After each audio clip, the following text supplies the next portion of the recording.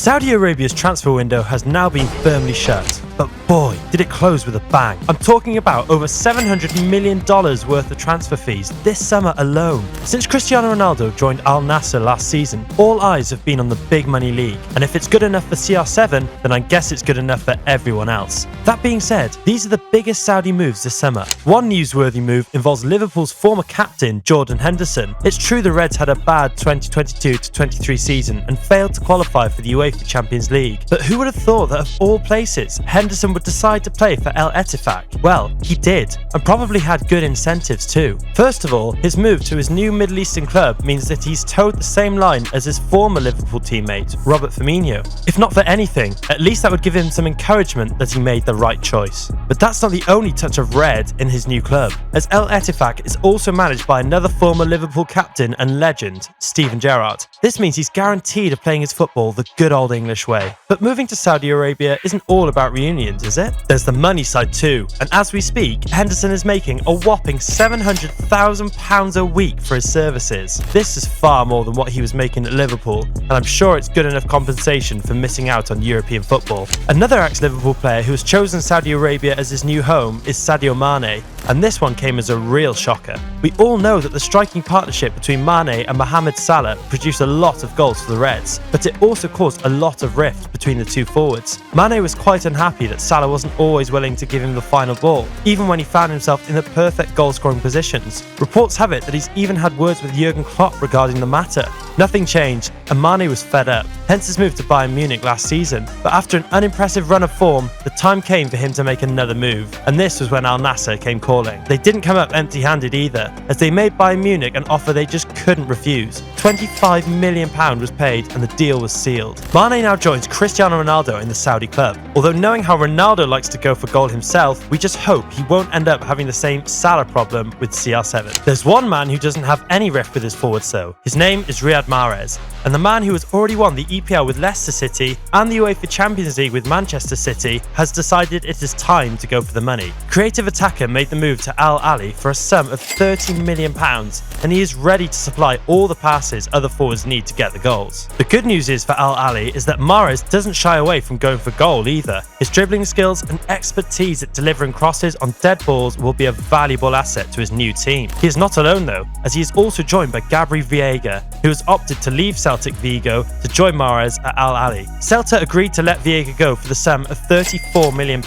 and judging by how much extra they had to pay for him over a quality player like Mahrez, you can tell that he is one heck of a footballer. But Al Ahly aren't the only Saudi Arabian club willing to splurge such an amount on a player from Europe. Their major rivals Al Hilal also paid the same amount of £34 million for Sergej Milinkovic-Savic. The now former Lazio man decided to leave Italy after his club failed to win the Serie A again, although Lazio were never really title contenders, so once again it was all about the money. There was an extra incentive for Savic to leave too, as Al Hilal also snatched up midfielder Ruben Neves for a massive sum, but we'll go into that later. All the same, a Savic and Neves partnership in the midfield is one Al Hilal desperately needs this season if they are going to challenge the likes of Al Nassr for the title. But it isn't just strikers and attacking midfielders that are making the switch to Saudi Arabia. Defensive midfielders are jumping the train too, and Liverpool's Fabinho is one of them. We all know how good Fabinho is defensively, but after Liverpool failed to qualify for the biggest club competition in Europe, he knew it was time to say goodbye to Anfield. To his credit, he's already won the Champions League with the Reds, so a new challenge and some extra money in his pocket doesn't sound like a bad idea at this stage of his career.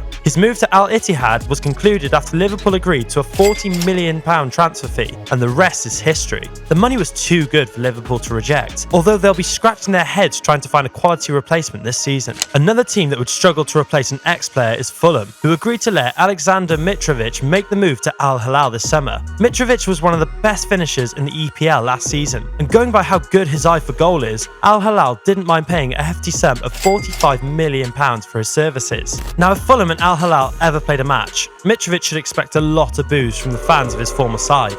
This is because he left in a controversial manner, as he refused to play for Fulham towards the closing stages of the previous season, thereby leaving the London side with no other choice choice but to sell. Back to Ruben Neves, who has certainly been one of the best Wolves players in recent years. The Portuguese midfielder will now be wearing Al Hilal's colours going forward, and his signature came in exchange for a colossal sum of £47 million.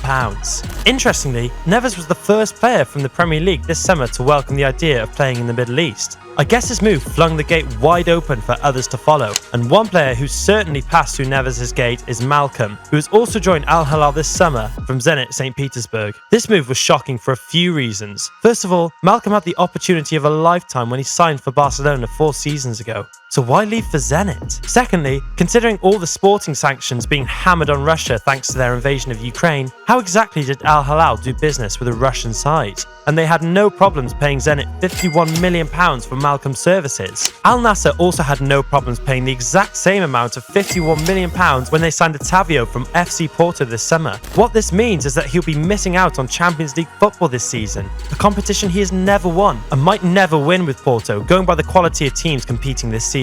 That alone is good enough reason for him to search for greener pastures in Saudi Arabia. And ironically, the money doesn't get any greener than those in the deep pockets of the Arabs. Otavio is definitely good at what he does, and Porto would have loved to have his skills at their disposal as they compete in this season's UEFA Champions League. But obviously, one thing they wanted more than Otavio was the £51 million Al Nassr was willing to pay for him. Now, it's easy for Saudi Arabian clubs to dangle big money in front of the small teams and snatch up their players. What about when the same trick works on one of the richest clubs in Europe who also have deep pockets? I'm talking about Paris Saint-Germain, who are known to sign players for huge sums while paying them gigantic salaries. However, their reputation as big money spenders was matched when Al Hilal expressed their interest in signing Neymar. He's one of the most skillful and most popular players in the world. He's also one of the richest. And while he has almost everything he wants in life, one thing that has eluded him is love from the PSG fans. The problematic player has a habit of going at it with the press and the fans. He also has a habit of picking up suspicious injuries and missing several weeks out with the squad,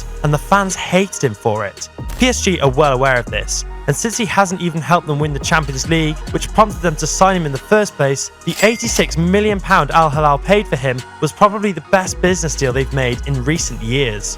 So guys, what do you think about Saudi Arabian clubs and their spending spree this summer?